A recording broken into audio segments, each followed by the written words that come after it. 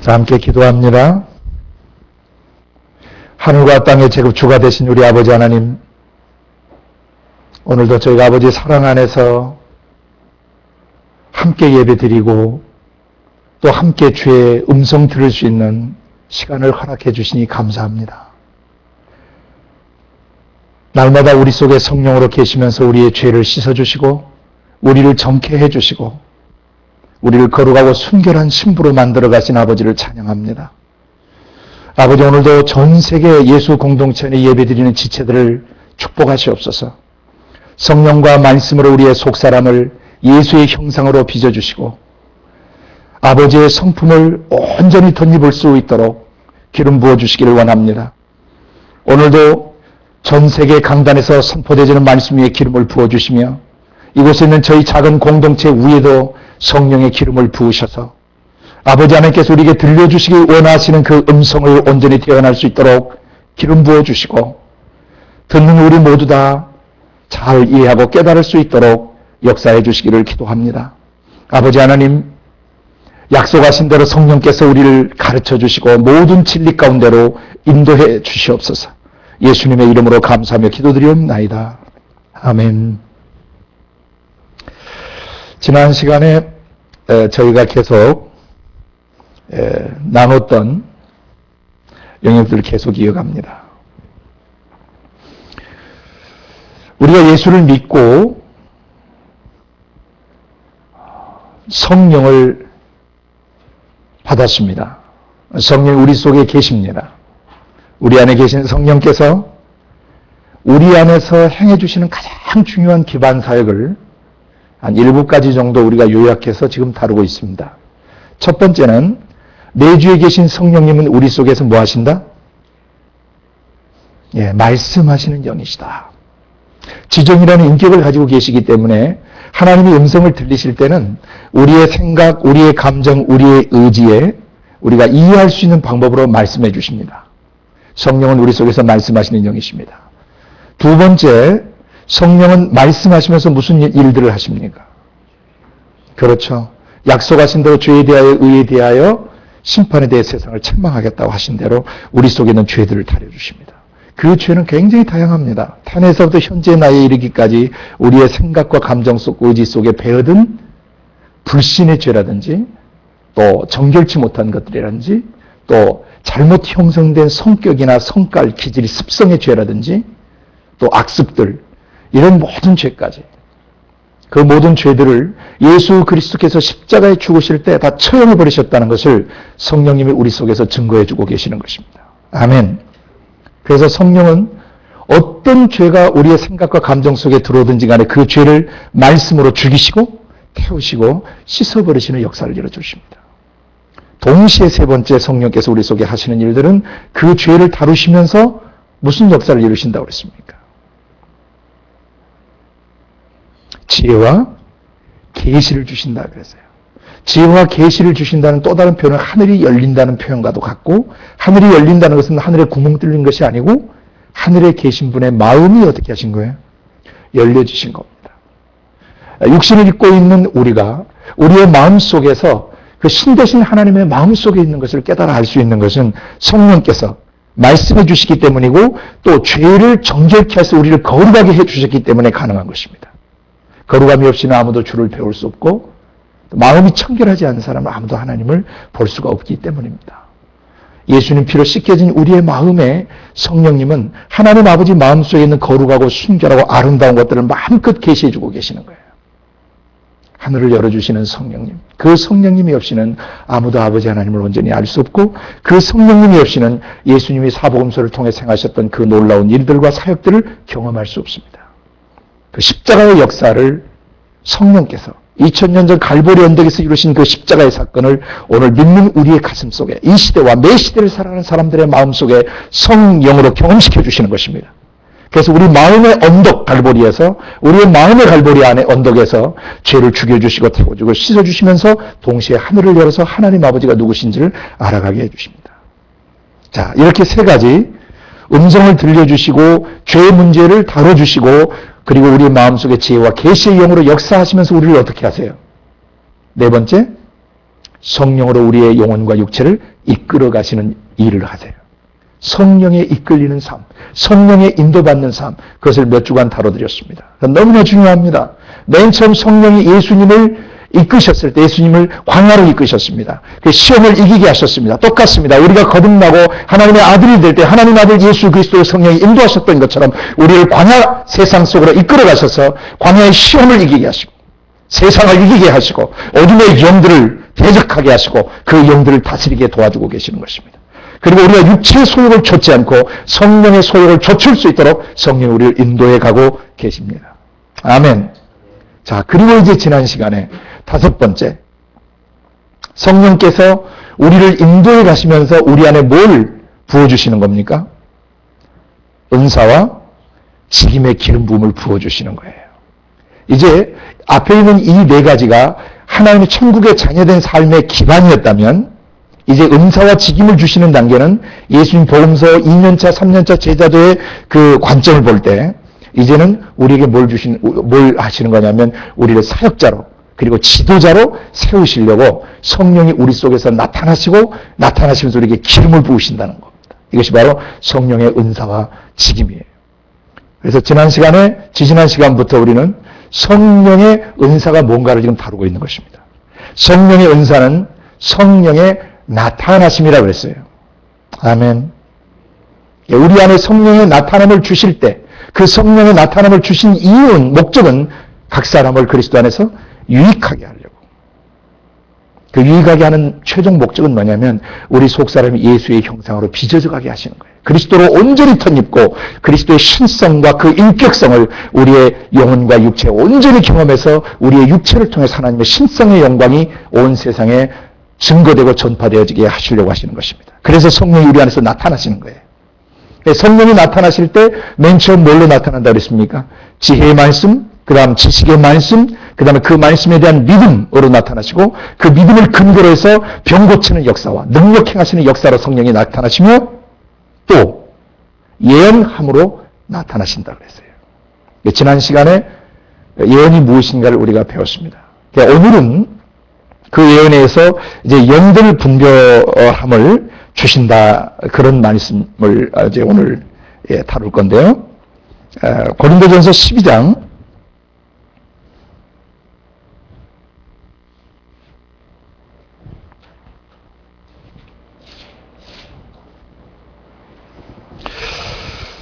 7절부터 제가 다시 읽습니다. 각 사람에게 성령의 나타남을 주심은 유익하게 하려 하심이라. 어떤 에게는 성령으로 말미암아 지혜의 말씀을, 어떤 에게는 같은 성령을 따라 지식의 말씀을, 다른 에게는 같은 성령으로 믿음을, 어떤 에게는 한 성령으로 병 고치는 은사를, 어떤 에게는 능력 행함을, 어떤 에게는 예언함을, 어떤 이에게는 영들 분별함을, 다른 이에게는 각종 방언 말함을, 어떤 이에게는 방언들 통역함을 주시나니 이 모든 일은 같은 한 성령이 행하사 그 뜻대로 각 사람에게 나눠주시느니라. 영들 분별함에 대해서 이것은 너무너무나 중요한 주제입니다. 왜냐하면 우리는 너무나 혼탁한 세대 속에 살고 있기 때문이에요. 하나님은 영이시고 하나님의 형상대로 만들어진 사람도 영이고 그 다음에 하나님이 부리시는 천사들도 모두 다 하나님이 부리시는 영들입니다. 그리고 그 천사들 중에 일부가 타락을 했는데 그 타락한 루시퍼와 또 그와 함께 타락했던 그 귀신들의 영, 그 영들이 이 세상 신으로 공중의 권세를 잡고 지금도 활동을 하고 있기 때문에 이 영들을 분별하는 것은 너무 중요한 것이에요. 영들이 분별한 가장 중요한 핵심은 이 영이 하나님께 속해 있는가 아니면 마귀에게 속해 있는가, 거룩하신 영에 속해 있는가 더러운 영에 속해 있는가, 또 의로운 영에 붙잡혀 있는가 불의한 영에 붙잡혀 있는가, 그 다음에 빛 가운데 있는 영인가 어둠 가운데 있는 영인가, 사랑 가운데 있는 영인가 아니면 미움과 또 분노와 그런 가운데 있는 영들인가, 또 이 영이 온유하고 겸손한 영인가 아니면 거칠고 난폭하고 무례하고 교만한 그런 영인가. 이 영들을 분별하는 것은 너무너무 중요한 것입니다. 우리 함께 요한일서 4장 1절에서 6절 말씀을 한번 읽습니다.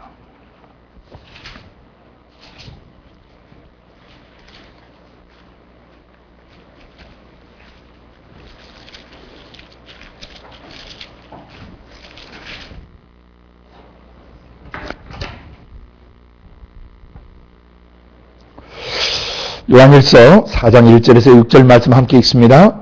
사랑하는 자들아, 영을 다 믿지 말고 오직 영들이 하나님께 속하였나 시험하라. 많은 거짓 선자가 세상에 나왔음이니라.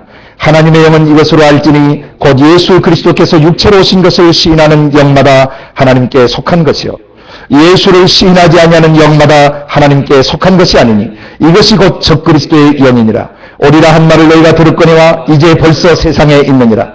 자녀들아, 너희는 하나님께 속하였고 또 저희를 이기었나니 이는 네, 마이크에 좀 이상이 있어서 죄송합니다. 다시 아까 이어서 계속하도록 합니다. 예수님이 육신을 입고 나타나셨을 때 아버지 하나님이 어떤 분이시고 아버지의 영이 어떠신지가 예수님의 육체를 통해서 100% 표현됐습니다. 그리고 예수님 말씀하시기를 나를 본 자는 아버지를 본 것이라고 말씀을 하셨습니다. 그게 무슨 말입니까? 아버지 하나님이 창세전부터 계획하시고 뜻하신 것들, 생각하시고 그 마음속에 생각하시고 느끼시고 구상하시고 계획하시고 또 섭리하셨던 모든 것들, 뜻하셨던 모든 것들이 누구를 통해서 지금 표현되고 있습니까? 육신 입고 오신 예수님을 통해서 100% 표현되고 있는 것입니다. 그래서 나를 본 자는 아버지를 본 것이라고 얘기하고 아버지께서 내 안에 계셔서 그의 일을 하시는 것이라고 말씀하셨습니다. 뭘 말씀드리려고 이 말씀을 드리냐면 하나님의 영은 하나님의 그 품속, 하나님 속에서 지정의로 표현되어지세요. 그 속에서. 하나님의 영의 내적 표현이라고 그랬어요. 그래서 속에서 생각하시고 느끼시고 뜻하신 것들을 반드시 하나님 밖으로 표현해 내시는데 이것이 하나님의 영의 외적 표현이시다 라고 말할 수 있는 것입니다. 하나님의 영의 내적 표현과 하나님 영의 외적 표현, external expression of the divine spirit. 하나님 대신 신 되신 분의 영이 외적으로 표현되세요. 근데 크게 네 가지 루트로 요약해서 우리가 볼 수 있습니다. 예수님을 주목해서 보십시오. 예수님의 입술에서 나오는 그 말씀이 곧 하나님이셨습니까? 예. 태초에 말씀이 계셨습니다. 이 말씀이 하나님과 함께 계셨으니 이 말씀은 곧 하나님이십니다라고 성경은 증언하고 있습니다. 예수님의 입에서 나오는 그 말 자체가 하나님 자신이세요. 그래서 말씀하셨죠. 내 말은 내 스스로 이루는 것이 아니고 내 아버지께서 이루신 그대로 이루는 것이라고 그랬어요. 예수님 입에서 나오는 말은 예수님 자신의 육신에서 이렇게 만들어내신 말이 아니라 아버지께서 나의 말할 것과 이룰 것을 친히 명령하여 주셨고 또 나는 아버지의 그 말이 아버지의 명령이 영생인 줄 아는데 그렇기 때문에 내가 지금 이루는 이 말은 내 말이 아니고 내 아버지께서 이루신 그대로 이루는 것이라고 얘기했습니다. 하나님의 영 안에서 생각하시고 느끼고 결정하시는 것들은 제일 처음에 언어로 표현됩니다. 외적 표현의 첫 번째는 언어로 표현해요. verbal communication이라고 그러죠. 들리는 소리로 의사소통을 하는 것이에요. 말로 표현됩니다. 두 번째, 영은 눈빛을 통해서 표현됩니다. 사람의 눈빛을 보면 그 사람이 화가 났는지 또 절망하고 있는지 두려워하고 있는지 슬퍼하고 있는지 그리고 기뻐하고 있는지 뭔가 즐거워하고 있는지 그 눈빛을 보면 대략 가늠할 수 있어요, 없어요? 그런데 만약 사람이 눈을 감고 가만히 있으면 파악이 됩니까, 안 됩니까? 도저히 그 사람 속에 무슨 생각을 하고 있는지 파악할 수가 없어요. 이 눈은 굉장히 중요한 것입니다. 영은 두 번째 눈으로 표현됩니다. 영들을 분별할 때 여러분이 말투와 눈빛을 주목해서 보셔야 된다는 것입니다. 세 번째, 얼굴 표정으로 우리 속사람 영은 표현됩니다. 얼굴 표정. 대표적인 사건이 창세기 4장의 가인 사건입니다. 가인이 동생을 향해서 분노가 일어났습니다. 미움이 생겼습니다. 시기와 질투가 일어났습니다. 그러자 그의 얼굴색이 변했습니까? 창세기 4장에 하나님이 뭐라고 그러셨습니까? 네 얼굴색이 변하면 어찌미냐? 네가 만일 선을 행하면 어찌 낯을 들지 못하겠느냐? 그러나 네가 선을 행치 않으면 곧 하나님이 말씀하신 대로 하는 것이 선인데 하나님이 말씀하신 대로 행하지 않으면 네가 선을 행치 않으면 죄가 문에 엎드린다 그랬어요. 죄의 소욕, 죄를 지어버리고 싶은 욕구와 죄 짓고 싶은 생각이 네게 있지만 너는 죄를 다스려야 할지니라 라고 말씀하셨습니다. 근데 가인이 다스렸습니까? 못 다스렸습니까? 만약 가인이 죄를 다스리기로 결정하면 하나님이 지원하시는 것입니다. 그의 생각, 그의 감정을 성령께서 지원해 주시는 거예요. 그러나 그가 그 생각 속에 들어오는 것들을 그냥 문 열고 지원문을 열고 마귀의 생각, 마귀의 감정, 마귀의 의지가 그대로 자기의 지정 속에 들어오도록 문을 열어버리면 그 사람의 마음과 육체 속에는 지옥이 시작되는 것입니다. 그러나 그가 만약에 그의 생각과 감정을 뚫고 들어오는 것들을 의지적으로 결단해서 대적하고 하나님 말씀으로 대적하고 성령의 힘으로 대적하면 하나님께서 도우셔서 그 죄를 이길 수 있도록 하신 거예요. 가인이 죄를 다스리지 못하고 나중에 가인은 수많은 자손들을 낳게 되는데 그들이 결국 나중에 뭘로 멸망했습니까? 죄의 소욕은 있지만 죄를 다스리지 않은 결과 그들은 뭘로 멸망했어요? 노아의 홍수로 벌써 멸망당하고 말았던 것입니다. 속사람 영은 세 번째 뭘로 표현된다고요? 얼굴 표정으로 표현돼요. 그러니까 표정 관리를 일부러 잘해야 합니다. 일부러 하셔야 돼요. 왜? 요새 사람들 뱃살 빼고 군살 빼고 뭐 허벅지 살 빼고 종아리 살 빼기 위해서 정말 피나는 노력하는 사람들 많아지셔요. 굉장히 많습니다. 그 많은 시간이 들어요. 그러나 거울을 보고 얼굴 표정 관리하는 데는 몇 분이 안 걸립니다. 연습하셔야 돼요. 눈빛과 얼굴 표정이 어떨 때 제일 아름답고 정겹고 따스하고 친절하게 보이고 사랑스럽게 보이는가. 연습하셔야 돼요. 근데 왜 이것을 연습하셔야 되냐면은 여러분이 거울을 보면서 그 육체적으로 그걸 연습을 하실 때 사실은 육체가 연습하는 게 아니고 속사람 영이 뭐 하는 거예요? 연습하는 것이기 때문에 여러분의 변화가 일어나요. 우리 얼굴에서 하나님의 성품이 반사되어질 수 있도록 영육 간의 경건의 연습을 해야 되는 것입니다. 얼굴 표정으로 나타납니다. 예. 꼬맹이들이 엄마랑 아빠랑 같이 지내다가 엄마 아빠가 이렇게 뿔이 나면 읽어요, 못 읽어요? 벌써 딱 눈빛과 얼굴 표정 보면서 엄마가 뿔났다. 조금 철이 들면 형하고 동생들끼리 서로 꼬집으면서 조용히 있으라고 막 이렇게 사인을 보내죠. 그게 뭐냐면 애들이 엄마의 내적 상태를 읽어요, 안 읽어요? 읽어요. 왜? 그것이 엄마의 얼굴 표정으로 표현되기 때문이에요. 그래서 마음이 계속 고통과 아픔과 어려움 속에 있게 되면 얼굴이 어떻게 되겠어요? 흉하게 변해버리죠. 속사람 영 그리고 육체의 상태는 반드시 얼굴 표정으로 표현됩니다. 마지막 네 번째는 뭐냐면은 손발의 동작으로 표현돼요. 우리가 이게 손을 움직이고 발을 움직이고 몸 전체를 움직이잖아요. 손짓, 발짓, 몸짓을 하면서 우리가 살아가요.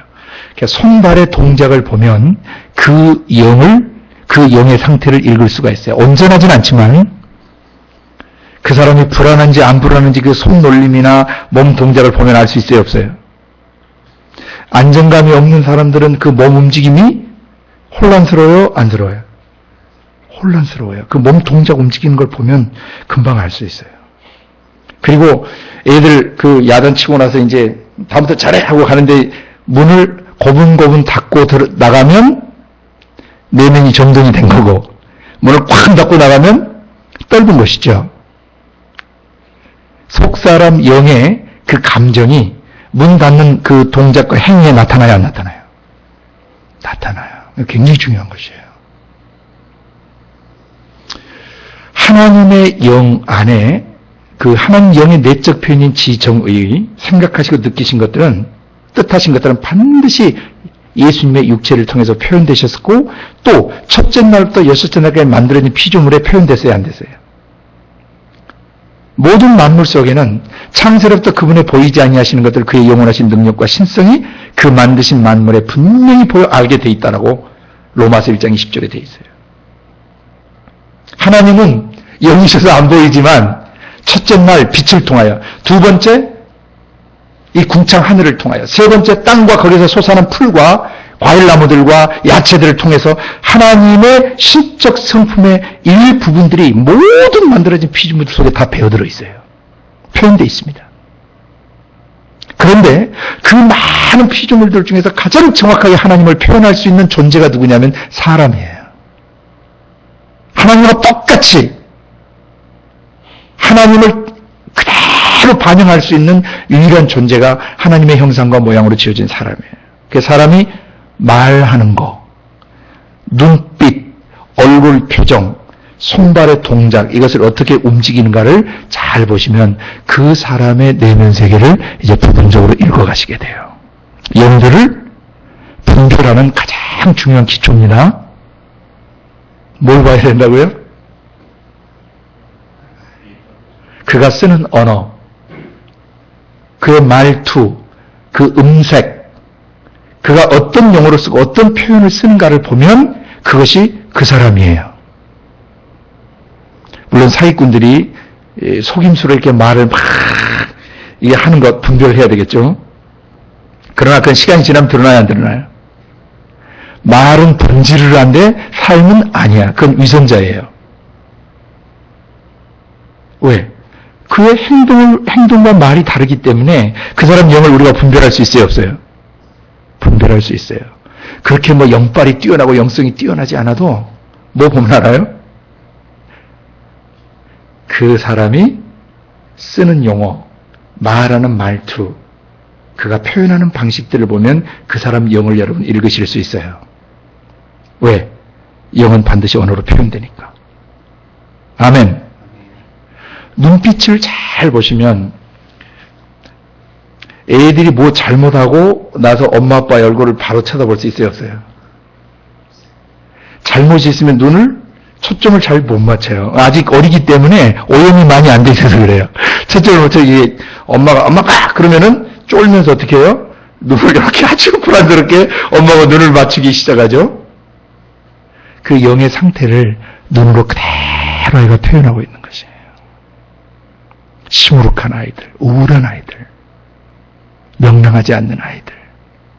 그래서 이 갓난아이부터 시작해서 영아, 유아들, 아동들, 청소년들, 청년들, 나중에 장년, 나중에 나이 드신 노인에 이르기까지 사람의 말투와 눈빛과 얼굴 표정과 손발의 동작들을 잘 보시면은 여러분이 영들을 분별할 수 있는 그 기초가 생기시는 거예요. 영 분별의 기초를 잘 숙지하셔야 돼요. 이 마지막에 이 손발의 동작은 굉장히 중요한데요. 여기에서 이제 뭐가 나오냐면요. 그 손으로 행하는 일들이 있어요. 손으로 어떤 사람은 글을 써요. 글자를 또 만들어 조각을 해요. 작품을 만들어요. 제품들을 만들어요. 음악을 해요. 또는 악기를 연주해요. 또는 그림을 그려요. 이게 그 속 사람 영을 100% 표현하게 돼 있어요. 공장에서 만든 제품들, 설계한 사람들, 집을 지는 건축 양식에도 그 사람의 영이 나타나요. 사람이 손으로 만든 모든 것, 하나님이 만드신 자연 피조물에도 하나님의 어떠하심이 드러나지만은 사람이 손으로 만든 모든 것 속에는 그 사람의 영성이, 그 영이 뭐 하는 거예요? 배어 들어가게 돼 있어요. 심지어는 나중에 그가 옷 입는 스타일, 그가 좋아하는 컬러, 화장하는 어떻게 하고 있는가 하는 화장법들, 이것도 보면은 그 사람 영이 어떤 상태인지를 대충 읽을 수가 있어요. 절대적인 것은 아니지만 대강 감을 잡을 수 있어요. 굉장히 혼란스럽게 화장하는 사람이 있어요, 없어요? 제가 90대 초에 선교제에 갔다가 강의하러 한국에 나왔을 때 뭐가 한참 유행이었냐면 90대 초반에 머리에 이게 막 이상한 물을 들여가지고 이렇게 청색, 노란색, 빨강색 이렇게 물 들여가지고 다니는 애들 있었어요. 저는 전철에서 나올 때 깜짝 놀라서 귀신이 나타난 줄 알고. 그걸 보면서 그 시대의 코드를 읽는 거예요. 그 시대 사람들이 쓰는 언어, 그 시대 사람들이 쓰는 표현 방식들, 그 시대의 글들, 그 시대의 드라마, 그 시대의 영화 작품, 그 시대의 건축 양식, 그 시대의 미술, 그 시대의 음악 체계들, 그 시대의 음악들, 그 보면은 그 시대 사람들의 영을 분별할 수가 있는 것입니다.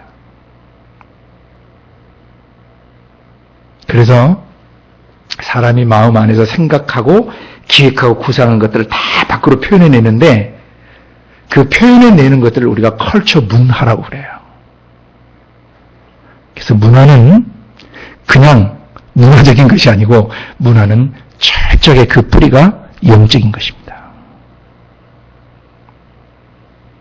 그래서 여러분이 어떤 그림이나 작품, 어떤 사람이 만든 제품들 그걸 보실 때 여러분은 단순히 그냥 물질적인 것이나 자연적인 것으로 보지 마시고 그 안에 무엇이 배어들어 있고 스며들어 있는가를 영적으로 분별하실 수 있어야 돼요. 이것이 영을 분별하는 능력들이에요. 이해가 되시나요? 자, 오늘은 아주 가장 중요한 기초를 여러분에게 이제 일러드렸습니다. 영을 어떻게 분별할 것인가? 어디를 봐야 돼요?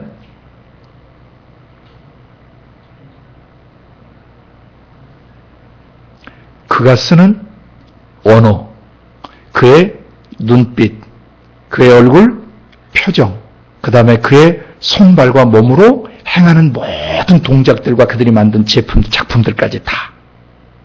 그것이 그 사람 영의 어떠함을 드러내는 것입니다. 자, 이제 하나님의 영과 우리의 영이 사귐을 계속 갖게 되면 하나님의 생각, 하나님의 감정, 하나님의 의지를 우리가 계속 배워가요, 안 배워가요? 계속 배우면 우리가 누구를 닮아가게 되겠어요? 하나님을 닮아가게 돼요. 그러나 땅과 세상신 사단 마귀 귀신들의 생각과 감정과 의지를 자꾸 자기 지징이 접목시키면 그가 누구를 닮아가게 되겠어요? 마귀를 닮아가요. 하나님과 계속 깊고 친밀한 교제를 가져가면 하나님의 형상으로 계속 회복되어져 가지만 마귀적 생각과 감정과 의지로 계속 자기를 더럽히면 누구의 형상으로 변질돼가요? 마귀의 형상으로 변질돼가는 것입니다. 영들을 분별한다고 할 때 여러분은 이 영의 내적 표현과 외적 표현을 절대적으로 이해하고 계셔야 돼요. 이것은 사람의 사주팔자 관상보라고 가르쳐주는 게 아닙니다. 그 사람을 어떻게 성령님과 함께 구속하고 치유하고 어떻게 회복시키고 어떻게 재건축해야 할 것인가. 그것 때문에 하나님 이런 것을 가르쳐 주신 거예요. 영들을 분별해야 됩니다. 여러분이 사역자로서 또 지도자로서 사역을 해야 될 때 영들을 분별할 줄 모르면 그 사역자는 온전한 사역을 할 수가 없어요. 그 지도자는 온전한 지도력을 발휘할 수가 없어요. 자기 앞에 있는 수많은 영혼들이 있는데 그 영혼들의 내적 상태와 외적으로 드러나는 상태를 분별하지 못하면 그건 본서예요. 그 소리를 듣지 못하면 그가 말하는 말 속에 담겨져 있는 그 read between the lines라는 뜻이 말이 있죠. 행간의 숨은 뜻을 읽어라. 말은 이렇게 하고 있지만 다른 메시지가 그 안에 깔려 있단 말이죠. 그것을 읽지 못하면 그 사람 못 만져요. 도와줄 수가 없어요. 아주 피상적이고 온전치 못한 목양을 하게 된다는 것이죠. 사람이 온전히 제자화 될 수가 없는 것이에요. 그래서 은사와 직임을 하나님이 주실 때 성령께서 우리 안에서 영들을 분별하도록 도와주시는 것이에요. 굉장히 중요한 것입니다. 영의 내적 표현과 영의 외적 표현. 하나님의 영의 내적 표현과 하나님의 영의 외적 표현을 보셨죠? 사람의 영도 그와 똑같아요. 그래서 이제 사람의 영에 대해서 조금 더 설명하고 오늘 마무리하고자 합니다. 아까 제가 영혼, 육 전체를 일러드렸죠. 우리는 사람의 영을 이해하기 위해서 기존 이제 그 교회 시대 속에 영혼, 육에 대한 이해들이 어떻게 지금 전개되고 있는지를 좀 이해하실 필요가 있어요. 특히 영혼, 육을 분류할 때 이분법 또는 삼분법적으로 이렇게 분류를 하는데 그렇게 분류하면 안 돼요. 이분법이라는 것은 사람은 영혼과 육체로 돼 있다, 영과 육으로 돼 있다라고 하는 두 개로 분류하는 방법이고 또 삼분법은 영과 혼과 육으로 돼 있다라고 분류하는 방식이에요. 근데 그것은 2분법이냐 3분법이냐는 개념으로 분류하면 안 돼요. 왜냐하면 성경은 둘 다 맞기 때문이에요. 그래서 먼저는 아까 말씀드린 대로 창세기 2장 7절과 다음에 야고보서 2장 26절에 이어서 고린도서 7장 1절 찾지는 않지만 고린도서 7장 1절에 보면 육과 영의 온갖 더러운 것에서 우리 자신을 깨끗하게 하자라고 바울 사도가 말하고 있습니다. 야고보 사도도 영과 육으로 분류를 하고 바울 사도도 영과 육의 온갖 더러운 것을 우리 자신을 깨끗게 하자. 그래서 영과 육으로 표현하고 창세기의 모세도 사람이 육체와 영으로 구성되어 있다고 얘기를 해요. 그래서 이것을 이분법이라고 표현하는 게 아니고 존재론적인 측면에서 사람은 두 존재로 돼 있다. 영과 육으로 돼 있다. 존재론적 측면에서 볼 때 사람은 존재적인 측면에서 볼 때 사람은 영과 육으로 돼 있고 또 하나 3분법이라고 표현한 것은 기능적이라고 표현을 해야 돼요. 기능적 측면, 펑셔널한 측면에서 볼 때 기능적인 측면에서 볼 때 사람은 영과 혼과 육으로 돼 있어요. 이게 무슨 말이냐? 여러분이 잘 아시는 데살로니가전서 5장 23절에 보면 우리 주 예수 그리스도 강림하실 때까지 우리의 온 영과 혼과 몸이 흠없게 보존되기를 원한다는 표현이 있어요. 바울 사도가 썼습니다. 아까 고린도서도 바울 사도가 썼어요. 바울 사도 고린도서 7장 1절은 영과 육으로 표현했습니다. 그리고 데살로니가를 쓸 때는 영, 혼, 몸으로 썼어요. 근데 둘 다 맞아요? 틀려요? 둘 다 맞아요. 표현 방식의 차이예요. 또 하나 히브리서 기자가 히브리서 4장 12절에 하나님 말씀을 살았고 운동력이 있어 좌우에 날서었던 것보다 예리한데 그 말씀을 어떻게 하세요? 우리의 혼과 영과 및 관절골수 육에 속한 부분을 찔러 쪼갠다고 돼 있죠. 여기서도 영혼 육으로 돼 있어요.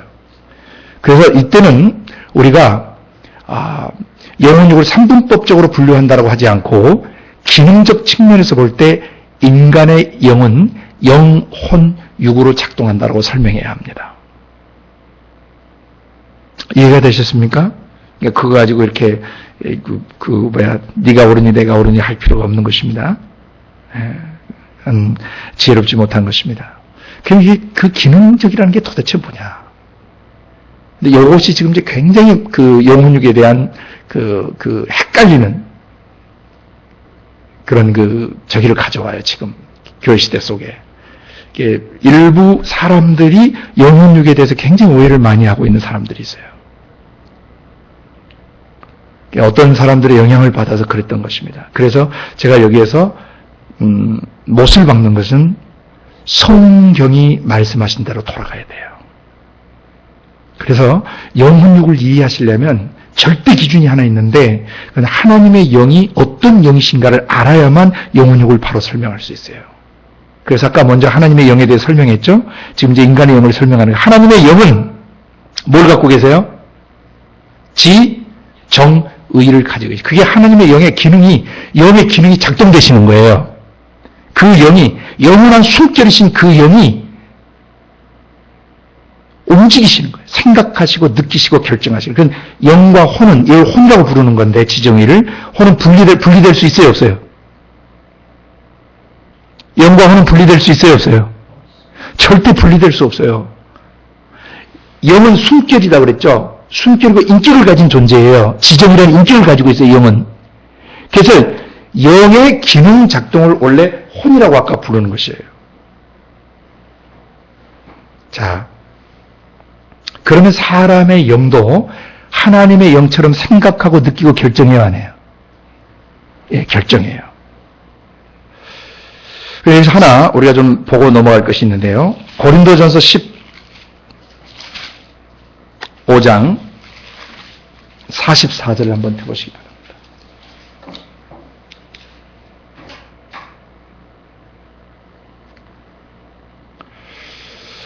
이 구절을 정말 정확하게 번역을 해줬었어야 되는데 좀 아쉽습니다. 옛날 번역본을 제가 개혁판을 읽습니다. 15장 44절 육의 몸으로 심고 신령한 몸으로 다시 사나니 육의 몸이 있은즉 또 신령한 몸이 있느니라 할 때 몸이란 단어를 주목하시기 바랍니다. 아까 제가 이 몸은 헬라 말에서 육체를 표현할 때 두 가지가 있는데 하나는 살코기 자체를 사르크스라 한다 그랬죠. 사르크스. 그것은 영어에서 플래시로 번역되는 거예요. 살코기, 살덩이로. 근데 여기에 몸이라고 번역된 이 몸은 소마예요. 뭐가 모여서 형체를 이루죠? 살코기가 모여서 살이 모여서 형체를 이루죠. 그러니까 여기에 몸이라고 번역된 단어는 뭐로도 번역할 수 있겠어요?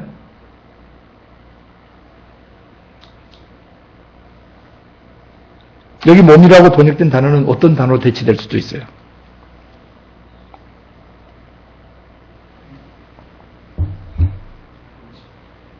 형체라는 낱말로도 형체가 모양 형자죠. 모양새 그 체는 꼴을 말하는 거고 그죠?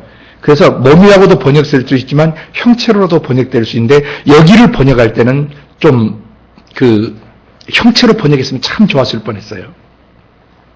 그래서 뭐라고 이 소마라는 말을 형체, form, body 이걸로 번역할 때 형체로 번역하면 어떻게 달라지냐면 육에 뭐가 있은즉 형체가 있은즉도 신령한이 아니고 원래는 영적인이에요. 그냥 spiritual body. 영적인 영의 형체도 있느니라 그 말입니다. 일부 사람들은 영을 뭐라고 생각하냐면 얼굴도 없고 귀도 없고 눈도 코도 없는 달걀 귀신으로 생각하는 사람들이 있어요. 영은 형체가 있다라고 성경이 증거합니다. 아멘? 영은 뭐가 있어요? 형체가 있어요. 뭐가 형체가 있는 것처럼. 저 여기를 보세요. 저의 외모를 보시면은 저의 외모에 이게 육의 형체가 있어요, 없어요? 저의 머리끝부터 발끝까지 전체를 육체라고 부르죠? 육의 형체의 줄임말이에요. 육의 형체의 줄임말을 육체라고 불러요. 또 한마디로 육이라고도 부르기도 하죠. 육체를 줄여서 육이라고 부르기도 해요. 그러면 지금 여러분 눈에 보이지 않고 저도 볼 수가 없지만은 제 속에서 생각하고 느끼고 숨쉬는 실체가 있어요, 없어요? 성경이 이것을 속사람이라고 그래요. 이 육체를 뭐라고 부르고요? 겉사람이라고 부르고 이 속에 있는 나의 실존, 나의 진짜 나, 이 실존을 속사람이라고 불러요. 그러면 이 속사람 영도 뭐를 갖고 있대요? 형체를 갖고 있다는 것입니다. 내 육이 형체를 갖고 있던 거죠. 속사람 영도 형체를 갖고 있어요. 그런데 성경에 보면 이것이 명확하게 나옵니다. 첫 번째는 구약에서 그 변화산상에서 여러분이 마태복음 17장의 변화산상에서 보실 수 있어요. 예수님이 갑자기 그 신성의 영광을 드러내시면서 변화되셨습니다. 그때 누가 나타났습니까? 모세와 엘리야가 나타납니다. 예수님 당시에 모세는 돌아가신 지 1400여 년이 되셨고 엘리야는 돌아가신 지 700여 년이 되신 분이에요. 그럼 이분들이 육체가 남아있어요? 남아있겠어요? 안 남아있겠어요? 안 남아있겠어요? 그런데 그분들이 나타나셨어요? 안 나타나셨어요? 그럼 그게 육체예요? 영체예요? 영체. 눈, 코, 귀이 있어요? 없어요? 말해요? 안 해요? 놀랍습니다. 예수님이 예루살렘에서 별세하실 것, 돌아가실 것을 얘기하고 있었어요. 베드로, 야고보, 요한이 직접 봤습니까? 안 봤습니까? 그 음성 들었습니까? 안 들었습니까? 영체가 말해요? 안 해요? 말해요. 그래서 사람이 육의 모양새, 육의 형체가 있는 것 같이 속사람 영도 뭘 가지고 있다? 영의 형체를 가지고 있다는 것입니다. 두 번째는 누가복음 16장에서 부자와 나사로 비유를 예수님이 설명하시면서 계시해 준 내용입니다. 두 사람이 죽었습니다. 구약시대 죽은 사람들은 다 땅속 음부로 들어가요. 음부로 들어가면 음부 속에서 머무는 장소가 달라요. 하나는 아브라함 품이 있고 하나는 불꽃이 타오르는, 유황불꽃이 타오르는 실제 불못이 있어요. 그래서 거지 나사로는 하나님을 믿었기 때문에 아브라함 품에 돌아갔고 부자는 불꽃 중에서 지글지글 막 지져지고 있었던 것이죠. 얼마나 그 힘들었던지 나중에 저쪽 아브라함 품에 있는 그 나사로와 아브라함을 보면서 소리쳐요, 안 쳐요? 아버지 아브라함이야! 하고 소리쳐요. 너무 고통스러우니까. 막 불에 지져지고 있으니까 나를 도와달라 이거죠. 저 나사로의 손가락에 그 물 한 방울 좀 찍어가지고 내 혀를 좀 서늘하게 해달라. 여기서 여러분 잘 보셔야 돼요. 나사로도 육체 벗고 갔습니까? 부자도 육체 벗고 저 세상에 갔습니까? 근데 그들은 영체지요. 근데 그 영체인데 서로 봐요, 못 봐요? 그러니까 눈이 있어요, 없어요? 소리치니까 입이 있어요, 없어요? 혓바닥이 있어요, 없어요? 뜨거운 감각을 느껴요, 못 느껴요? 손가락이 있어요, 없어요? 그러자 아브라함이 너와 우리 사이에 큰 구렁이 끼어서 건너가고 오고 갈 수가 없다. 아, 그러면 지금 난 이게 막 이 너무나 고통스러운 지옥불 속에 들어 내 고통을 겪고 있는데 저 바깥 세상에 내 형제 다섯이 있는데 그 형제들에게 좀 나사로가 살아나서 가서 말해주면 내 형제들이 이 지옥 불꽃에 음부 불꽃에 들어오지 않지 않겠느냐. 그러니까 이 사람이 저 세상 생각도 해야 하네요. 육신을 벗고 죽은 사람들이 육체를 벗었지만은 그 영혼의 실체, 그 영체는 그냥 살아있어요. 육체만 벗었을 뿐이에요. 그러니까 사람이 교통사고 났을 때 육체의 생명이 탁 끊어지면 영이 빠져나가요, 안 빠져나가요? 우리는 영화에서 영체가 이렇게 일어나서 빠져나가는 걸 봐요, 못 봐요? 그게 사실이에요. 실제예요, 그게. 그럼 이제 굉장히 중요한 거예요. 여러분이 영들을 분별한다고 할 때 이런 기본 지식들을 먼저 가지고 계셔야 돼요. 사람은 겉에 육의 형체가 있어요. 이 육체를 욥기 4장 19절에는 뭐라고 표현하냐면 흙집이라고 표현해요. 흙집에 살며 그래요. 실제로 흙집이에요, 아니에요? 이 육체는 흙으로 됐다가 죽으면 흙으로 돌아가는 것이에요. 그러니까 흙집이에요. 근데 이 흙집은 낡아지고 쇠해져 가는 것이죠. 겉사람은 후패해져 가요.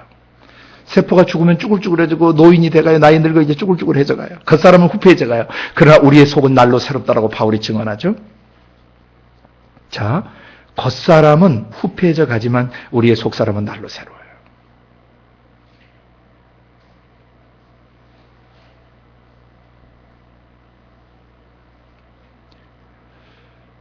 이 겉사람은 왜 존재하는가를 잘 이해하셔야 돼요. 아까 이제 제가 먼저 설명을 드렸지만 속사람 영이 생각하고 느낀 것을 뭐 하는 거예요? 밖으로 표현하기 위해서 이 육체, 겉사람이 존재하는 것이에요. 자, 그러면 우리의 육체의 눈이 있는 그 자리에 속사람 영체도 눈이 같이 있겠어요, 없겠어요? 육체 코가 있는 자리에 똑같이 같이 있겠어요, 없겠어요? 손가락, 발가락이 있는데 똑같이 둘이 포개져 있겠어요? 안 포개져 있겠어요? 사람의 외양, 이 외모 육체는 속사람 영을 100% 반영하는 것입니다. 영은 우리 눈에 영체는 보이지 않지만 뭘 통해서 보여지냐면 육체를 통해서 보여지는 것이에요. 그 사람의 존재의 어떠함이 그 사람의 말이나 눈빛, 얼굴 표정, 그가 행하는 행동들을 보면서 그 사람이 어떤 사람인지 우리가 알아가게 되고 이것이 영들을 분별하는 기초예요. 아멘. 이해가 되시나요? 예. 그래서 여러분이 이제 잘하는 것을 인식을 하셔야 되는데 잘 보세요. 육체의 기관을 잘 보세요. 육체의 모든 기관이 건강하지만 육체에서 가장 중요한 기관이 뭐죠? 심장기관이에요. 다른 데 아무리 건강해도 심장이 멎으면 숨결이 떠나버려요. 영이 떠나버려요. 그러면 육체의 중심부를 우리가 뭐라고 볼 수 있어요? 심장이라고 볼 수 있어요. 심장 꽈리처럼 생겼죠. 그럼 이 육체 학습도감을 통해서 여러분이 속사람 영의 중심부를 이해하실 수 있는 거예요. 속사람 영도 중심부가 있겠어요, 없겠어요? 우리 겉사람 육체의 중심부가 심장기관이듯이 속사람 영도 중심부가 있겠어요, 없겠어요? 그걸 뭐라고 부르죠? 마음, 하트라고 부르는 겁니다. 우리나라는 심장이라고 하고 마음이라고 두 개를 다 써요. 근데 영어권에서는 하나만 써요. 그냥 하트예요. 이 마음은 일종의 기관이에요, 기관, organ. 이해가 되세요? 자, 그러면 다시 한번 정의를 내립니다. 겉사람, 육체의 머리끝부터 발끝까지를 육체라고 부르고 육이라고도 부르는 것처럼 속사람 머리끝부터 발끝까지를 영의 형체라고 부르는데 영의 형체를 줄여서 영체라고 부르요. 그래서 사람들 일반적으로 영체라고 잘 안 하죠. 영이라고 부르죠. 그럼 이제 영에 대한 낱말 정의가 하나 추가되는 겁니다. 아까 숨쉬는 존재로서 뭐 했어요? 지정의를 가지고 있는 존재가 영이라고 그랬죠. 근데 동시에 그 영은 속사람 머리끝부터 발끝까지 전체를 영이라고 불러요. 이해가 되십니까? 이해가 되세요? 겉사람 전체를 육체라고 부르듯이 속사람 전체를 영체라고 부르는데 겉사람 전체를 육이라고 또 요약하듯이 속사람 영체를 영으로 요약한단 말입니다. 영이 뭐냐? 그러면 이제 세 가지 뜻을 이해하셔야 돼요. 숨쉬는 존재로서 지정이라는 인격을 가지고 있으며 동시에 인간의 육체 속에 있는 속사람 머리끝부터 발끝까지 전체를 또 영이라고 부른다. 아멘. 아멘. 네, 이거 다음에 시험 볼 겁니다. 구두 테스트를 할 거예요. 그러면 속사람 영은 가장 중요한 그 핵심 기관을 갖고 있는데 그 이름을 우리가 뭐라고 불러요? heart, 마음이라고 부른다. 그래서 이제 마음 이해를 이제부터 하셔야 돼요. 사람을 분별하는, 영을 분별하는데 굉장히 중요한 핵심 영역입니다. 마음을 분별하셔야 돼요. 그 마음이라는 것은 일종의 영적 기관이죠. 그죠? 심장이 육체의 기관 이름이었듯이 영체의 중심부가 마음이란 말입니다. 이해가 되십니까? 네? 마음은 속사람 영의 핵심 본부예요. 육체의 심장에서 피를 펌프질해서 머리끝부터 발끝까지 다 보내죠. 그런 것처럼 속사람 영의 마음 속에서 모든 영적인 것을 공급할까요? 안 할까요? 공급해요. 그래서 마음이 더러워지면 영이 어떻게 되겠어요? 더러워져요. 마음이 힘들면 속사람 영 전체가 어떻게 되겠어요? 힘들어져요. 속사람 영이 힘들어지면 육체는 어떻게 되죠?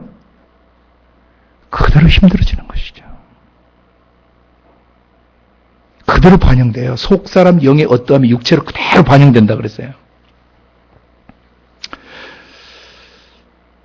그래서 이 마음을 하트라고 부르는데 이 마음 속에서 이 영의 기능작동이 일어나요. 마음 속에서.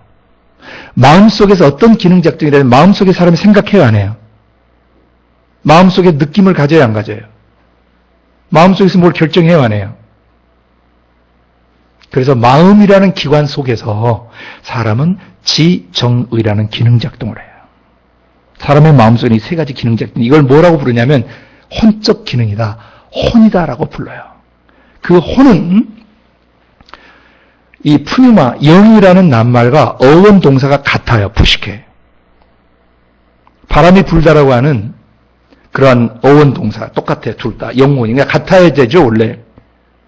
영은 전체를 말하는 기관명이고, 이해되세요? 속사람 전체를 말하는 거고, 혼은 마음속에서 그 영 중심부의 기능작동 이름을 혼이라고 부르는 거예요. 아멘. 그러면 그 마음속에서 사람이 생각하고 느끼고 결정하죠. 굉장히 중요한. 그러니까 지킬 만한 것보다 어디를 지켜야 돼요? 마음을 지켜야 돼요. 왜냐하면 마음은 자기 존재의 핵심 기관이에요. 핵심 본부예요. 자기라는 존재의 핵심 본부는 마음에 있어요. 근데 그 마음 속에서 또 가장 중요한 기관이 뭐냐면 출입구가 뭐냐면 생각이에요. 마음속에서 생각해요. 마인드 기능이 있어요. 마음속에서 느끼는 emotion, feeling, 뭘 느끼는 감정 기능이 있어요. 그 다음 마음속에서 뭘 deciding 하는, 결정하는 will, 의지 기능이 있어요. 이것을 우리가 혼이라고 불러요. 혼적 작동을 한다라고 불러요. 곧 영이 기능 작동을 하는 거예요.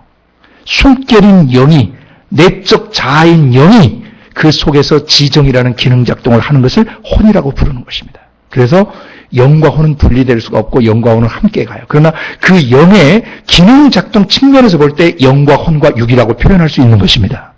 아멘? 그런데 이제 지금 문제는 뭐냐면 사람들이 이 혼을 잘못 이해하고 있는 사람들이 많아요. 혼 그 자체는 나쁘지 않습니다. 이 혼, 사람의 마음속에서 생각하고 느끼고 결정하는 지정의가 누구와 한 편을 먹는가에 따라서 이 혼은 결정적 영향을 받게 돼요. 이 세상에는 하나님이냐 마귀냐, 빛이냐 어둠이냐, 이 두 개 구도가 명확히 공존하는 곳이에요. 생명이냐 죽음이냐, 빛이냐 어둠이냐, 진리냐 거짓이냐. 이것은 흑백 논리가 아니고 굉장히 중요한 원리예요. 사람은 하나님께로부터 고유의 인격, 고유의 지정의를 선물 받았어요. 숨결을 받을 때 그 숨결 속에 뭘 선물 받은 거예요? 지정의, 생각하고 느끼고 결정할 수 있는 선물을 받은 거예요. 하나님께서 선물 받은 것입니다. 그래서 사람이 지정의를 가지고 자유의지를 가지고 자기가 스스로 결정하며 자기가 스스로 움직일 수 있도록 하나님이 모든 자유를 주셨어요. 그래서 나라는 존재, 나라는 속사람, 나의 내적 자아를 세상 사람들은 자아라고 표현하지만 이 내적 자아는 영을 말하는 거예요. 속사람 영. 그 자기의 지정의, 혼이 자기의 자아고 그것이 자기 영이 자아예요, 원래. 근데 철학자들이나 세상 사람들은 이 성경을 모르니까 성경에 하나님의 영이 어떻고 하나님의 지정의가 무엇인지를 모르고 하나님의 영의 내적 표현과 하나님의 영의 외적 표현을 모르기 때문에 이 사람들이 아주 혼돈스러운 그 자아 인식을 하고 있어요. 이거 교정해야 됩니다. 교정받아야 돼요. 혼이 하나님의 지정의와 한 편을 먹을 때는 우리의 나의 고유의 지정의와 하나님의 지정의와 한 편을 먹을 때는 우리의 혼은 거룩해요. 아름다워요. 그리고 하나님을 닮아가요. 그리고 하나님을 반사해요. 나의 혼, 내 마음 중심의 지정의가 하나님의 지성, 하나님의 감성, 하나님의 의지와 한 편 먹으면 나의 혼은 아름다운 것이에요. 아멘?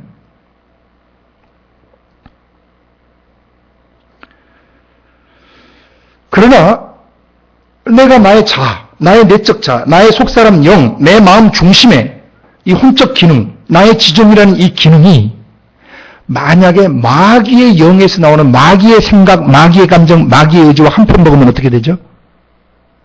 혼은 타락한 것이에요. 변질된 것이에요. 혼은 심각한 문제를 갖게 되는 것입니다. 근데 첫사람 아담과 이브가 자기의 지정의를 누구에게 줘버렸습니까? 마귀에게 줘버렸어요.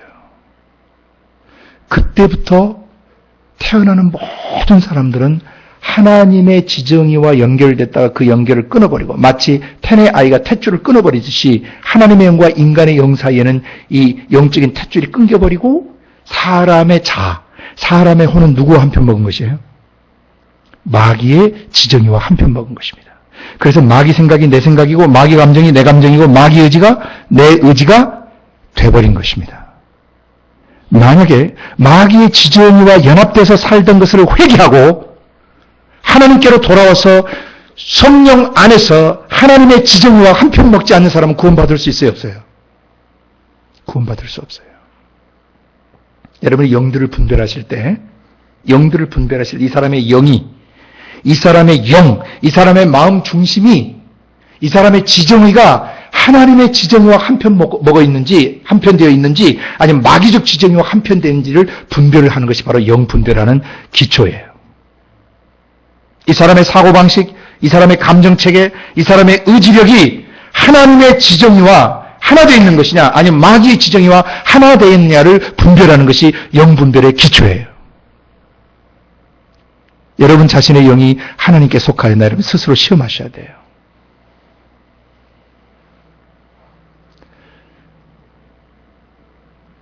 여기까지 설명 이해되십니까? 그럼 또 하나 한간에 잘못 인식되어 있는 영역들을 우리가 좀 교정하기를 원합니다. 보세요. 혼은 무조건 나쁘다. 맞아요, 틀려요? 그렇게 설명하면 안 돼요. 혼은 무조건 타락했다. 그러면 안 돼요. 예수를 믿기 전에 혼이 타락한 건 사실이지만 예수를 믿고 난 뒤에는 그 혼이 구속됐어요, 안 됐어요? 영혼이 구속됐어요, 안 됐어요? 영혼이 거룩하게 됐어요, 안 됐어요? 새 사람 됐어요, 안 됐어요? 그러면 그의 생각, 감정, 의지도 구속됐어요, 안 됐어요? 아니, 영만 구원받고 지정이는 혼은 구원받지 못했다고 가르치는 사람이 이 사람도 헷갈리는 사람이에요. 영과 혼은 분리가 안 돼요. 하나예요. 그래서 혼이 무조건 나쁜 것이 아니고 혼이 어쩔 때 문제가 있는 것이에요? 사단, 마귀, 귀신들의 생각, 감정, 의지와 연합되어 있거나 한편 먹어 있으면 그 혼은 타락한 것이에요. 더러운 것이. 그 사람 천국 못 들어가요. 곧 나 고유의 자아. 우리 영이 두 개가 아니라 우리 영이 하나인데, 우리 영은 하나의 자아를 갖고 있는데, 한 자아를 가지고 있는데, 나의 지정의가, 내 마음 중심이 마귀의 지정의와 하나 돼 있던 것을 회개하고 주님께로 돌아오면 그는 영생을 얻는 것입니다. 아멘. 그리고 성경은 이것을 뭐라고 증언하냐면 자기 고유의 지정의가, 자기 자아가 마귀의 지정의와 연합되어 살던 그 자아를 성경은 뭐라고 부르냐면 옛자, 옛사람이라고 불러요. 아멘. 근데 그 옛사람을 예수님이 십자가에서 뭐 하셨다고요? 처형하셨다고요. 극형에 처해버리셨어요. 옛사람의 지정의는 죽었어요, 안 죽었어요? 죽었어요. 그리고 누구든지 그리스도 예수 안에 있으면 새로운 피조물이라고 하셨죠. 고린도서 5장 17절에 이전 것은 지나갔으니 보라 새 것이 되었더라고 했죠. 그럼 새 것이 뭐냐? 새로운 피조물이 뭐냐?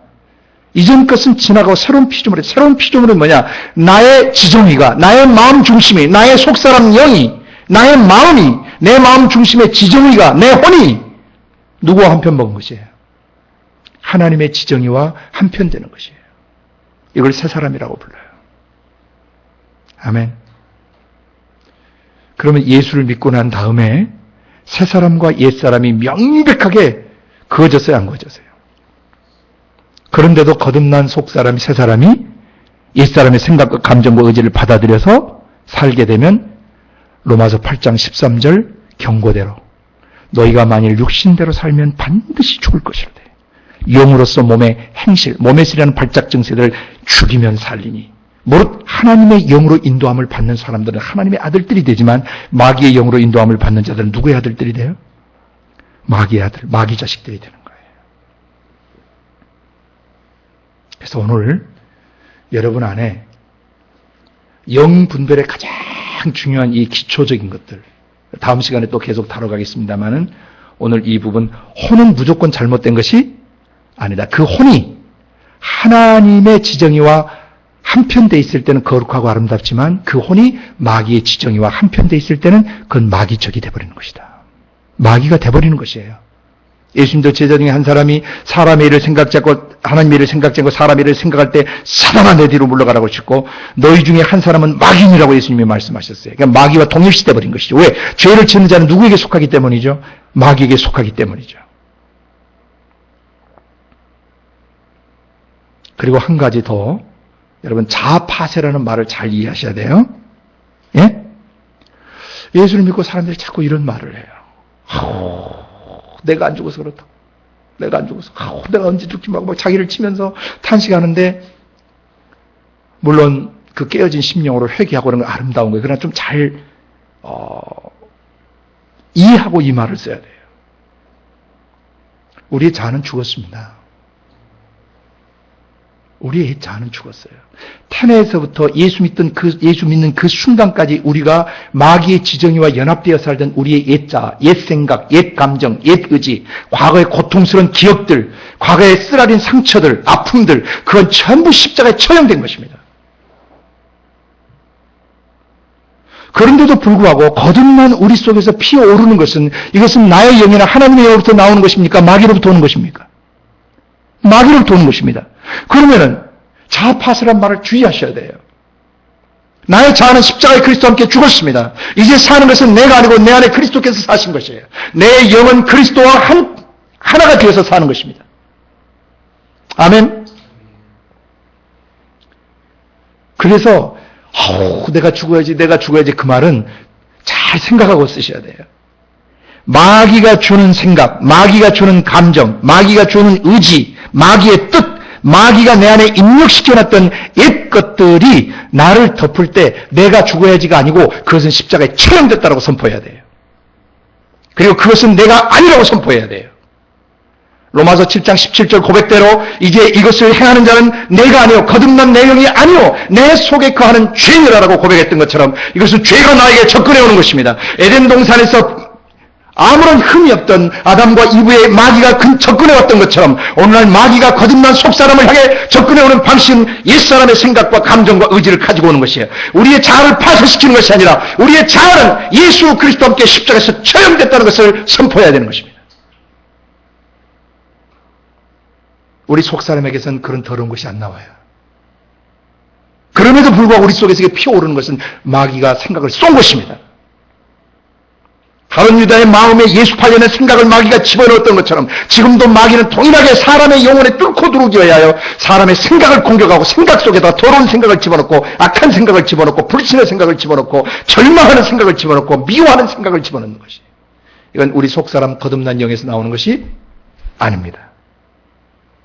그리고 그것은 내가 아닙니다.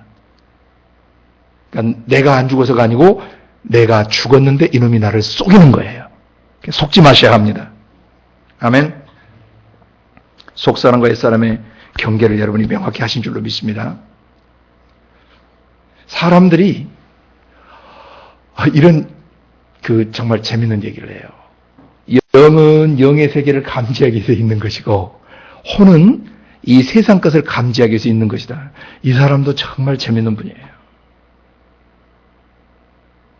영에 대해서 몰라도 너무나 모르는 거예요. 아담과 이브는 범죄하기 전에도 그 영혼이 영의 세계도 보고 물질의 세계도 동시에 봐요, 안 봐요?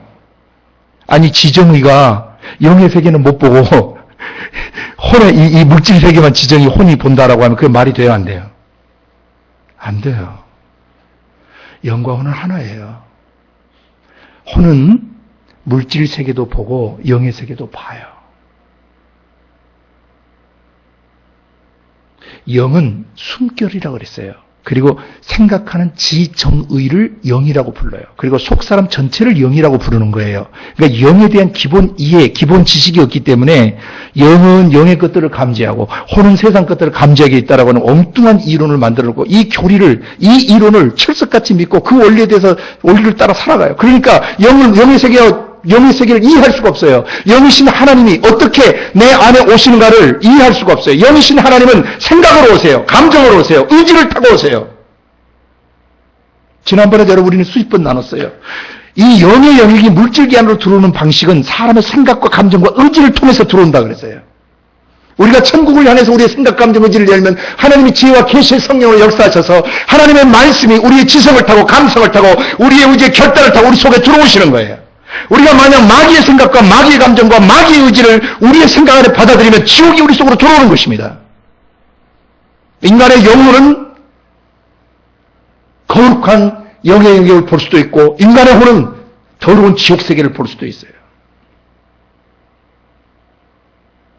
오늘부터 이 영과 혼의 유기적 관계들을 올바로 정립해서 여러분이 사람의 영을 잘 분별하실 수 있는 사람이 되시길 바라요.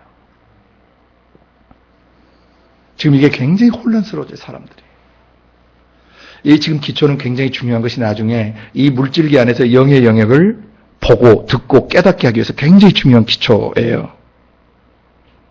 그리고 하나님의 영이 어떻게 육체 가진 나와 교제하시고 마귀와 귀신들의 영이 어떻게 육체 가진 나와 이렇게 관계하려고 하는지 그것을 영들을 분별하는 굉장히 중요한 이 기초 과정들이에요. 오늘은 시간이 너무 지나서 여기까지 하겠습니다. 우리 함께 같이 시간 기도하기를 원합니다. 우리 기도하실 때 함께 기도하실 때 하나님 오늘 가르쳐 주신 이 내용들을 가지고 기도합니다. 하나님 아버지 오늘 하나님이 영이신 것, 하나님 영의 내적 표현과 외적 표현을 배웠고 그 영이신 하나님을 닮아 만들어진 우리 영도 똑같이 내적 표현을 가지고 있고 외적으로 표현된다는 것을 배웠습니다. 그리고 내 속사람 영과 혼과 육의 기능들을 배웠습니다. 내 속사람 영의 형체가 있고 그 영의 중심부는 내 마음이고 내 마음 속에서는 지정의라는 혼적 기능 작동이 있다는 것을 깨달았습니다. 이제 제 영혼이 깨어서 하나님의 영과 온전히 연합되어지고 다시는 마귀의 영과 연합된 삶을 살지 않기로 결단합니다. 같이 통성으로 시간 우리 기도합니다. 거룩하신 아버지 하나님 감사합니다. 오늘 우리들에게 정말 영이신 하나님이 어떤 분이시고 그리고 또 우리가 어떤 영적 존재인가를 깨닫게 해주셔서 감사합니다. 아버지 하나님, 하나님이 영이시되 아버지 하나님께서는 지정의를 가지신 영이셔서 아버지 형상대로 만드신 우리들 자신도 역시 지정의를 갖게 하시고 영이신 하나님이 우리의 영과 연합하시고 우리의 영과 교제하시기 위해 우리의 지성을 터치하시며 우리의 감성을 터치하시며 우리의 의지의 결단을 통해서 우리 속에 들어오시는 것을 가르쳐 주셔서 감사합니다. 아버지 전에 예수님을 알지 못할 때 하나님 영을 바로 이해하지 못할 때 우리는 마귀의 영에 쏘는 마귀적 지정의와 야합해 살았고 마귀적 지정의를 우리 마음속에 받아들여서 우리를 더럽혔으며 우리를 파괴시켰고 우리를 어지럽혔습니다. 아버지 이제는 오직 하나님의 영으로부터 오는 선한 것들만을 받아들이기를 결정합니다. 천국을 향해서 우리의 지성을 열고 우리의 감성을 열고 우리의 의지를 엽니다. 그리고 지옥을 향해서 우리의 지성과 감성과 의지를 영원히 닫아버립니다. 다시는 마귀적 생각, 마귀적 감정, 마귀적 의지가 우리의 영혼과 육체 속에 스며들지 못하도록 우리는 결정합니다. 그리고 다시는 우리는 마귀의 꼭두가시 노릇을 마귀 앞잡이 노릇을 하지 않도록 결단합니다. 아버지 오직 성령에 통로되고 성령과 동행하며 성령님이 하시고자 하는 그 일들의 통로가 되는 삶을 살기로 결정합니다. 우리 형제와 자매들 아버지는 또 기도하는 모든 사람의 심령 속에 성령이 살아 역사하셔서 우리의 지정의를 사로잡아 주시고 우리가 성령의 온전한 통로가 되어서 하나님의 성령께서 이 세대 가운데 행하시려고 하는 그 일을 우리가 감당하게 하여 주시옵소서. 감사하고 예수님의 이름으로 기도드리옵나이다.